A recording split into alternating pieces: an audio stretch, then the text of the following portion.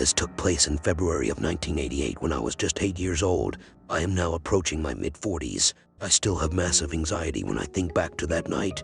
For context, I am a male and have always been the shortest person in my class with a smaller body frame.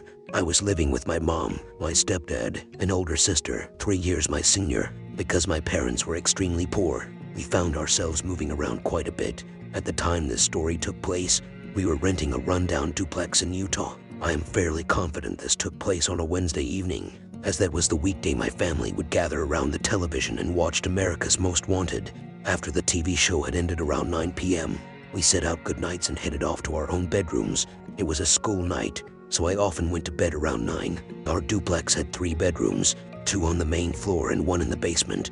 My room was on the main floor down the hall from the living room, while my mom and stepdad's bedroom was adjacent to mine at the end of the hallway. My older sister had her room in the basement. At that age, I was fearful of the dark, so I often slept with my bedroom light on, allowing perfect vision. Because my parents never paid their bills anyway, they never had an issue with this as most parents might. We also had a false sense of security living in a small Utah town, so we never locked our front door. However, my mom and her husband always had a lock on their bedroom door and made sure to lock it every night so we kids wouldn't come in unexpectedly. I remember drifting off to sleep shortly after laying down. It must have been around 1 a.m. when I was abruptly awakened from a peculiar noise in my room. As I sat up in my bed responding to the noise, I was horrified to see 2 grown men sporting biker beards and easily towering 6 feet tall standing in my bedroom doorway. Again, I was able to see every detail of these slovenly men because my light had been left on. The men standing in the doorway were blocking me in my room so as not to run past them. They both had the most evil stare directly into my eyes that I have ever seen. I was petrified. I don't know why I did this, but in a moment of complete shock, I jumped up from my bed onto my feet, but only then did it dawn on me that my little body was not going to be able to get past them. My parents' room was directly towards their backs, and my first instinct was to run to my parents' room. Looking back now, I realize it would have done no good, since how they slept securely and comfortably behind their locked bedroom door. While this was taking place, once my body motions caught up to my thought process, I instead ran to the corner of my room and crouched down. All the meanwhile, the 3 of us are awkwardly staring at each other. I tried to let out a scream to call for my parents, but this would be the only time in my life where I was paralyzed with fear. My vain attempts to scream mounted into silent desperation. I didn't know what these people wanted, and I could only imagine the worst. One of the men pushed his index finger to his lips in order to signal to me to remain quiet.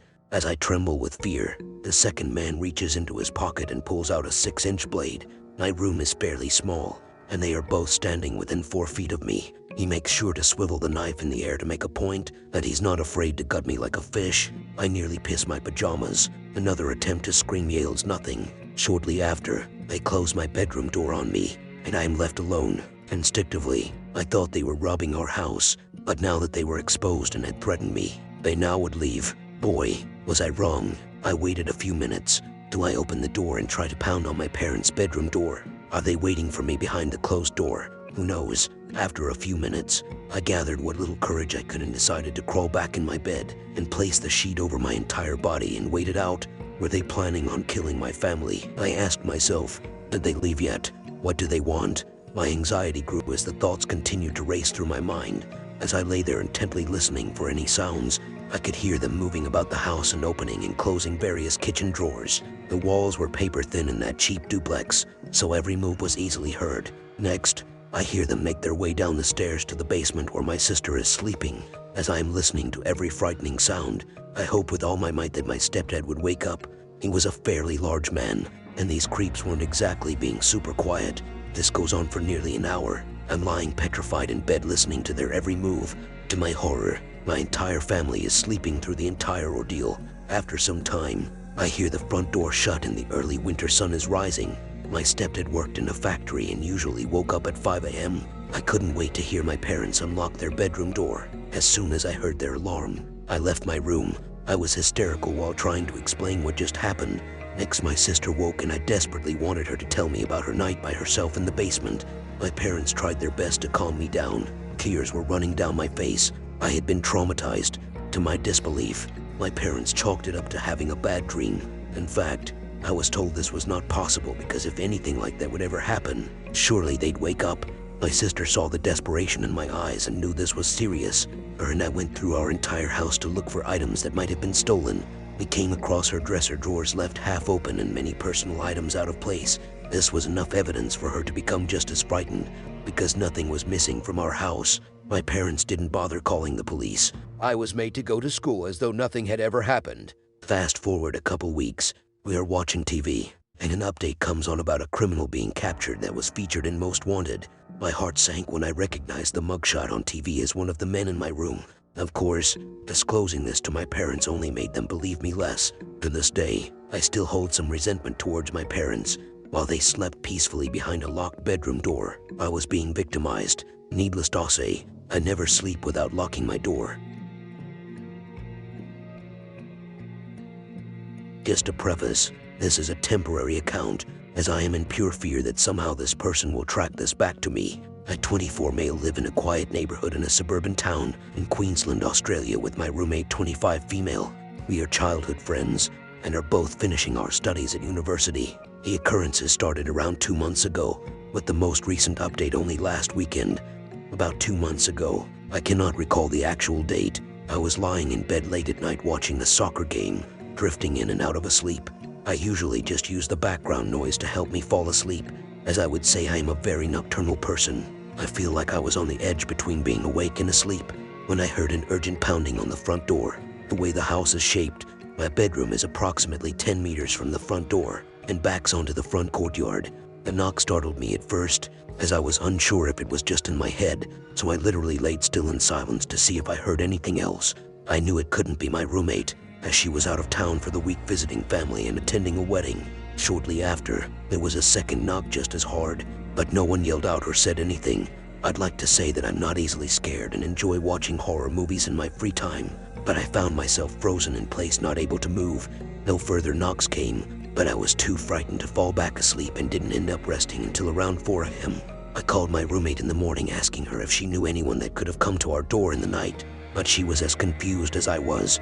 A week passed by, and I didn't really think much of it anymore. I sort of came to the conclusion that it was maybe someone drunk that mistaken our house as theirs, as it was a Saturday night when it happened. I work in a large chain grocery store doing night stacking a few days a week, with my shifts ending between 2-4 a.m. usually.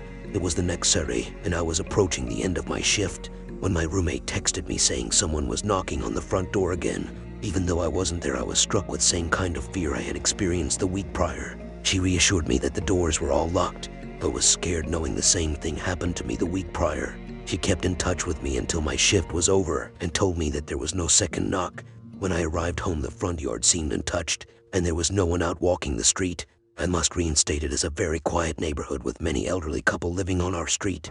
In the morning, my roommate still seemed a bit shook up, so I put in an anonymous tip with a Crime Stopper service, but they never got back to me. Nothing else happened for the following month and a half. We were both going on with our lives like it never happened, but I stopped working Saturday nights as this was the only similarity between the two occurrences. That was until the most recent Saturday. I was up late in the living room watching some old Black Mirror episodes as the new season was about to come out. It was around 1 a.m. and I had plans to go to bed after the episode I was watching. For context, the lounge room is practically right next to the front door, with the path to the door going past a large window. As I was watching, I saw the outside motion sensor light turn on from the bottom of the windowsill under the blinds. I froze. Up until this point, I had completely forgotten about the knocking, and I was stuck in fear. A short moment later, bang, bang, bang. At first, I was just going to sit there and wait for them to go, but after a second loud knock, I decided to look through the peephole quietly to see if it was someone familiar. My roommate had a few failed relationships that didn't end on good terms, so I assumed maybe, just maybe, it could be one of them. It wasn't. It was a woman. She was staring at the front door extremely still. It was like she was frozen, her eyes staring straight ahead with little to no expression. It felt like she could see me through the eye hole, just staring into my soul. I couldn't move. She stood there for another 2 or so minutes until she looked to the side and ran off. I called the cops and explained on the phone what had happened, and they sent someone out shortly later. They checked the cars parked on the street, but came up empty-handed as there was no damage, and told me to call back if anything happened again. The thing that I couldn't get out of my head was the way she stood there emotionless, staring straight ahead, and the way she ran off. She looked to be in her mid-30s, maybe 40, but was wearing a small nightdress and no shoes. Not only was this out of the ordinary, but it was freezing outside. Since then I have ordered one of those doorbell cameras in case she does come back. But to be completely honest, I flinch whenever someone knocks on that door now.